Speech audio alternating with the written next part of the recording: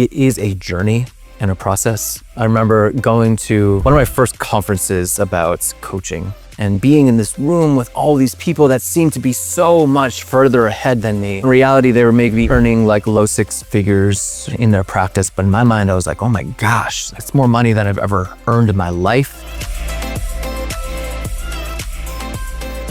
Nurses, nurse coaches, welcome back to the Nurse Coach Collective podcast. In this multi-part series where Heather and I are discussing everything that we've learned about business and all of the fears and mistakes that we've seen, today we are talking about one of the biggest fears that holds so many nurse coaches back from even getting started in the first place, which is the fear of not being able to get clients. So many of us start out by being stuck in this fear that we're not going to be able to find clients. Nobody's going to be willing to pay for it. And it's this unique fear that somehow allows us to neglect the reality of the fact that there is this absolute abundance of people out in the world who are in such desperate need of help to reclaim ownership over their health and well-being. So this episode, hopefully, is going to help us do some reframing so that we can really lean into that abundance, but also walk you through how exactly it is that we support you in making clients, getting clients, creating clients, whatever you want to call it, making that part feel easy and natural, and most importantly, really fun. How did you move from that space of feeling like, oh man, how am I going to get clients? Anybody that's going to want to work with me. How did you move past that fear of, I guess it's called scarcity, lack, not even possibility, into a state of abundance? There's people who want what you have, they're willing to pay for it. A lot of nights laying in bed thinking, what have I done? And is this ever going to work? And then moving through that and having support, having a partner, having mentors in my corner who encouraged me to take action, even if I was doubting myself and even if I was doubting other people. It didn't take very long after I started to put in the work and put myself out there to realize that there were people who were easily, excitedly willing to say yes. Yes to working with you as a nurse coach, yes to hiring you. Yes to paying for me, but yes to just simply showing up to hear about what it is that I had to offer and show up with excitement and show up with interest. But the longer that I held myself back and stayed in that place of fear and stayed in that place of like, well, I'm going to stay small and I'm going to stay shy and I'm not going to talk about it too much, because at that point I was brand new to nurse coaching. I was still working in the hospital. I didn't know what my colleagues were going to think. I didn't want my managers to know. So I really kept things quiet. And the quieter I kept things, the more I forced myself into this box of playing really small. And it was the moment that I began to climb out of that and tell my family what I was doing. Like literally the first step, just tell my family about nurse coaching and this thing that I'm stepping into, and getting that feedback of saying, oh, well, are you going to help us? Are you going to work with us? And getting that immediate feedback of like, oh, I mean, like even my family is a potential client in this way. And then that goes out to your colleagues and you start telling them about what you're doing. Then you put yourself out there, and I'll never forget the day that I decided to host my first workshop and I didn't know what the heck I was doing. And I was sitting there panicking that nobody's going to show up, and in walk 2, 3, 4, 10 people into the door, all showing up because they want to get better. And Peter, that is the thing that I think so many years of ICU nursing actually robbed me of, is I stopped believing that people wanted to get better. And it was because I lost that belief, I had this fear that nobody would want to be my client, nobody would want to pay to work on their health and wellness. Nurse coaching gave me back the true, beautiful vision that people do want help. Oh my goodness, do they want help? Do they want support? Do they want wellness? So what I'm hearing actually inside of your story is, like, if there's this fear around not being able to get clients, the first reframe that I want to offer, something that's very, very powerful for me, is change it from getting clients to creating clients, because getting clients involves like them almost coming to you or like going to grab them. It's like getting clients is kind of icky when you think about it. It's like, I'm going to go get them. the whole thing around it. Yeah, you go to the grocery store to get an apple, or you go to the grocery store to get food, right? You go to get gas.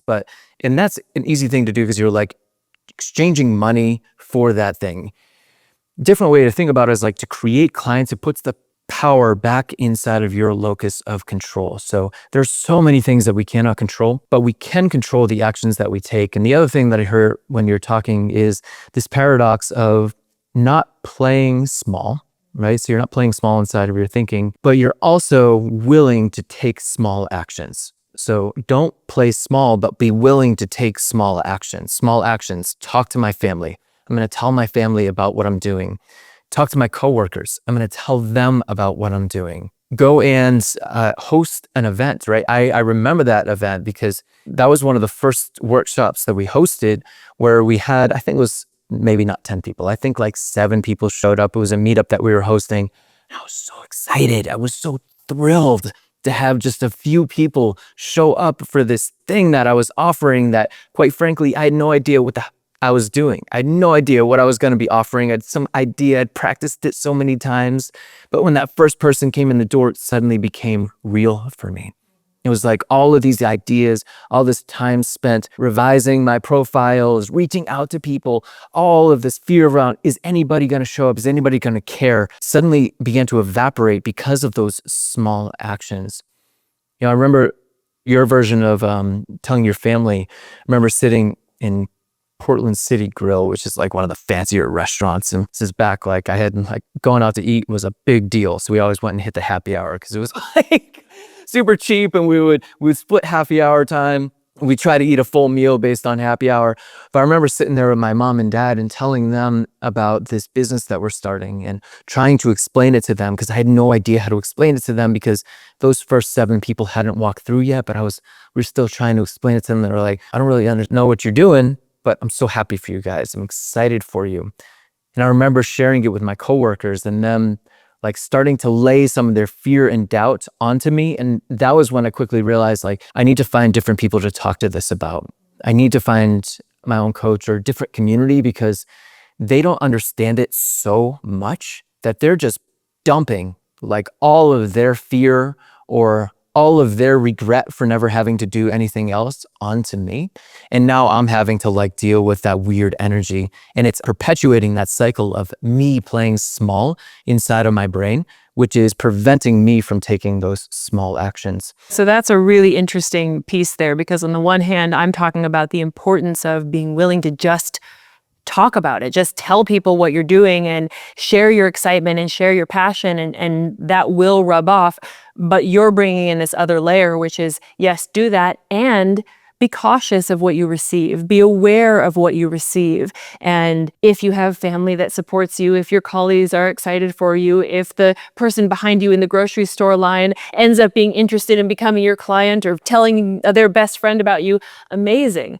But you're also, and we got to know this, you're also going to encounter those people, maybe they're family, maybe they're colleagues, maybe they're strangers, that are going to look at you and be like, you're doing what? You're going to be successful? Are you going to succeed? How are you going to do that? Ask you all the questions that make you then begin to question yourself. That's okay. That's part of the process. And you just take that deep breath and you choose what serves you and where you need to let go and where you need to find those people and those spaces and communities that are going to support you. There's one more thing that you said, which is just kind of moving from that state of like fear, like there's no clients, to that state of abundance, that there are clients. It is a journey and a process. I remember going to one of my first conferences about coaching and being in this room with all these people that seemed to be so much further ahead than me. In reality, they were maybe earning like low 6 figures and in their practice. But in my mind, I was like, oh my gosh, like that's so much. It's more money than I've ever earned in my life as a nurse. Albeit, I only worked per diem because I was like, I want to live. I was rigging the system, working like weekends. You're a special kind of nurse. Yeah, I was a special kind of nurse. But I remember hearing like, okay, they're earning low 6 figures. They're doing this. Some of them are doing this from LinkedIn. Some of them are doing this off Facebook. Some of them are doing this without a website. Like there's so many different ways to do this. And my mind was just blown. But they seemed so much further ahead than me. And so the thing that I really want to impart is this journey of going from scarcity or this fear of there's nobody that wants to work with me to this state of abundance. It starts with borrowing this knowing and this belief from other people, hopefully me and you, that there are so many people who not only want this work and are willing to work and hire a nurse coach to help them, but they're also willing to pay for it. And I could start rattling off some statistics about how sick people are, the hundreds of millions of people that are suffering, the billions of dollars that are flowing into health and wellness industry. But I think the thing that really hopefully that helped me the absolute most was just finding somebody, finding a coach, finding a mentor who I could borrow their belief because they had done it. I could also borrow like real world actions okay, here's the small thing that I want you to do this week. And I want you to do that over and over and over again until it works for you, until you figure out the way to make it work for you so that you stop playing small, but that you start taking small action to drive you in that direction of perpetuating, creating abundance.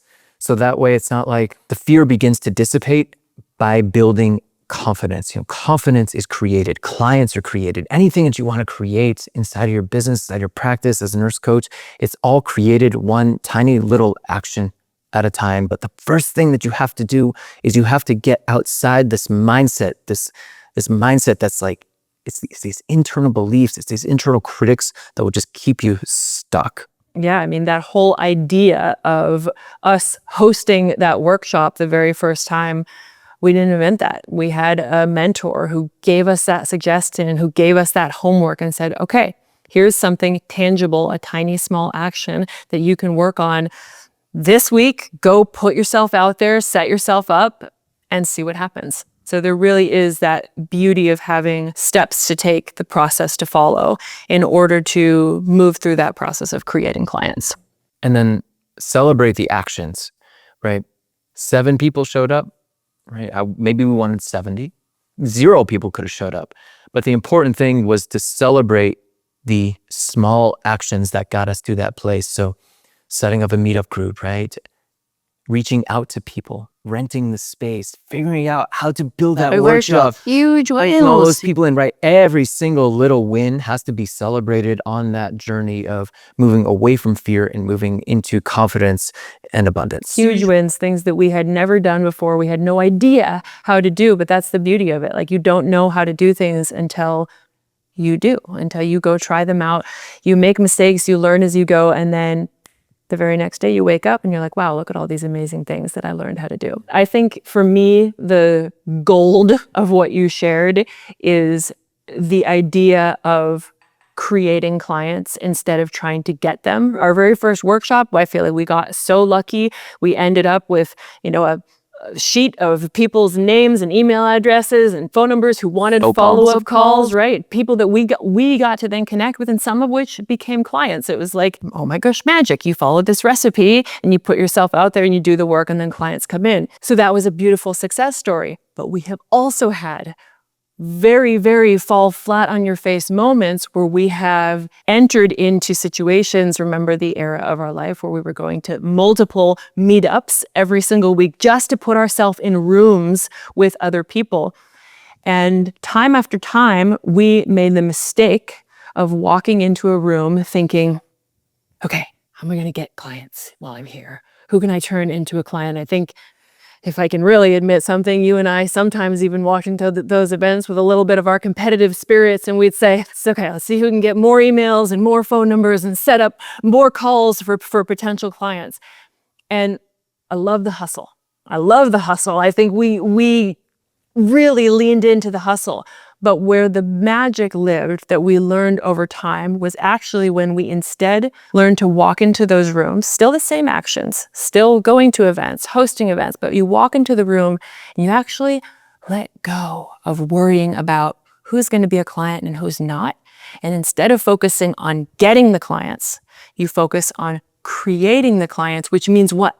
Creating a client means showing up, being there, making authentic connections, learning about Listening. Learning about the individual in front of you to find out if there's even any potential for you to be a client. Do I believe I can serve you? And I know we're going to go deeper into this in some of our future episodes, but that is, to me, what client creation means. It means being willing to let go of the BS in our minds and the stories and the fears that I'm not going to get a client out of this interaction, and instead allowing the entire relationship that we build together to be this creative process where I get to coach you, or I get to invite you in the future into a coaching conversation because I'm willing to be present with you in that moment. Interestingly, and we talked about this on the previous episode, all of the skills of becoming a nurse coach, being a nurse coach are so directly applicable to this world of client creation. So you're talking about connecting with somebody, listening to them, learning about them, holding space for them. And so as we enter into these rooms, and y'all, what I don't want you to do is to go in there to begin coaching somebody, right? All that you're doing when you walk into a room is to connect with people. You connect with them, you listen, you learn. If it feels good, invite them to have a conversation with you. It's such an easy and beautiful thing to do, but those tiny actions, man, they can add up so quickly. And I think this is really good because you and I have different fear archetypes, right? I am more fear of what people think about me. You are more fear of change, right? And doing things dramatically differently. And I was wondering what mine was, and as soon as you said it, I was like, nailed it. That hits, right? Yeah, cool. Good job. It's almost like you know me. Almost like I know you. So much of my fear showed up around worrying about what are people going to think about me. So that's why I was afraid to talk about what I was doing. That's why I would be like, my heart would be pounding when I would, have conversations with people and, make proposals. And that's why I'm still afraid to this day sometimes. That's why I have to have other people. I built this muscle, but that's why I have other people like push the send button or push a publish button or do that work for me to share things. So that way I can overcome that fear archetype and I just don't let it get in my way. And so, for you, I'm wondering how that, like the fear of change got in your way during this process of, I guess, the fear of not being able to find clients or the fear of the unknown or the fear of marketing or sales. Like, how did that fear of change when you were first becoming a nurse coach almost get in the way of your success? And then how did you overcome it, most importantly? I mean, the whole reason why I wanted to become a nurse coach is because I wanted to change almost everything about the way that I practice nursing. I was one of the nurses who entered into this field because I knew in my heart of hearts that I wanted to leave the hospital. I wanted to have more freedom in my schedule. I wanted to have the ability to take long weekends whenever I wanted and travel the world. And so I dreamed up this idea with you that revolved around having our own business. But all of that lived in this great big world of changing everything about my entire job as I knew it, letting go of all of my safeties and securities, changing who I was as a person, not to say like change my identity at my core, but changing how I showed up from being this person who was willing to clock in, clock out, allow myself to get defeated and kind of go through the motions in life. And instead, it was like this total invitation to lean into change and to lean into how can I be a better version of myself? How can I be a more powerful version of myself? How can I walk into a room and not be riddled with fear, but instead say, oh, hey, fear, what's up? Okay, here you are. We're going to come into this room and we're going to work with that. And we're going to meet these people and we're going to connect. But I will say that it was this like beautiful new getting to know myself in this different capacity. And I liked it. I liked being able to show up in that different way. I liked being able to take action. I liked becoming a more confident person simply by being willing to face little fears and take little actions and build confidence as I went. I liked that feeling. Awesome. Well, thanks for sharing that. And yeah, let's kind of use those as we move through these next few episodes, just around like your fears, my fears, like how that could potentially get in the way, because I think it's going to resonate. So like when you're thinking about the fear of getting clients, there's really three things that get in the way of, man, this almost gets in the way of everything, right? These three fears. So these are going to be the three themes that we come back to. The first is, if the fear is I'm not going to be able to get clients, there's this belief of there aren't people that I'm going to be able to work with. There aren't people that aren't going to want to hire me, right? That's number one, is a mindset belief issue. The second is a lack of action. And we see this all the time. I have somebody come to me and they'll be like, I can't find any clients. There's just like, there's nobody out there that wants to work with me. And I'm you're like, what have you tried? What have you tried? Who have you talked to? And how many times have you done that? Okay. You've talked to one person. It doesn't count. It's a statistical insignificance. Try again. Keep going. Don't play small, but take small actions repeatedly again and again and again. And then the third piece is around failure, right? The other thing that we hear again and again is, oh man, I made some invitations to people, I made some offers to people, but they said no. So it's not working, Pete. Like everything that you told me, it's not working. You're a fucking liar. And I'm like, what are you talking about? Again, statistical insignificance. Cool. You hit a roadblock, you hit a challenge, learn from it, right? There is no failure, only feedback. That singular statement, there is no failure, there's only feedback. There is no failure, there's only learning. That singular thing changed so much for me and you inside of our business because it just allowed us to show up so much differently. So, as y'all are like thinking about how you want to build your private practice and be successful in this, remember the three things that are going to get in your way. It is your belief, your internal narrative. It is your action or lack thereof or inaction. And it's how you manage failures and challenges. Do you let them hold you back in perpetuity? Do you let them completely derail you?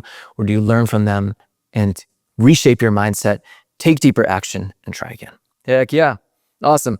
So super excited for the next couple of episodes where we're going to be talking about the fear of marketing, the fear of sales, and how to overcome all this, y'all, so you can build the private practice of your dreams.